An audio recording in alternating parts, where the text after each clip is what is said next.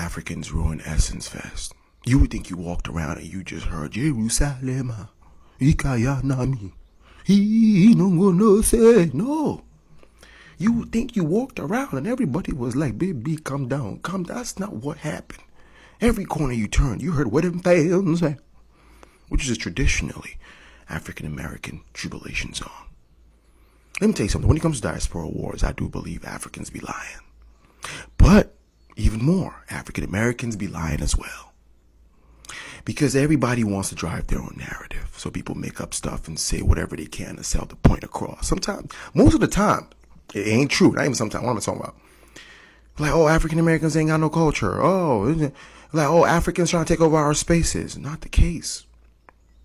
If Africans were to be present at your festival, trust me, you will know. There will be the smell of suya in the air. Uncles all around the area. Burna Boy and Davido would have been a headliner. It would have been insane. I was there, and my experience was once again enjoying and celebrating and reveling in all the beauty that is Black American culture. The food, the dances, the music. I never for one second thought, man, Africans finally took us over. Never. A festival that starts to decline, and rather than us talk about the logistics or things that we could do to make things better, technicalities, where did we go wrong? You know, was it sponsorships? Was it the economy? Was it the rollback on DEI programs? None of that. The first thing we could think of, an African bought it. And no offense to Rich, but if you've ever heard Richelieu Dennis talk, he's not even the African that you're thinking about. He's for the most part a lot more American than he is. Like, he's not like, you know, like the way it described it, you made it sound like Patrice Lumumba. Somebody with that kind of name came and took over your business, just came straight from the continent and took over. That's not what happened.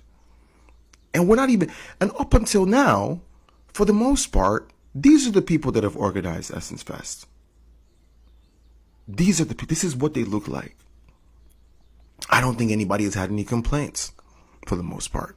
I don't think it was divisive when they were in control. I don't think there was any narratives being told. But for some reason, when anything seems to go wrong, we start to point fingers and look at each other and start to blame ourselves. And I hate to say this, and those of you who know, those Africans who know, guess what? Africans do this for their own festivals too. When it comes to Afrochella, when it comes to Afrofuture, now the current name, people will make all this commentary about what Afrofuture is and what it isn't.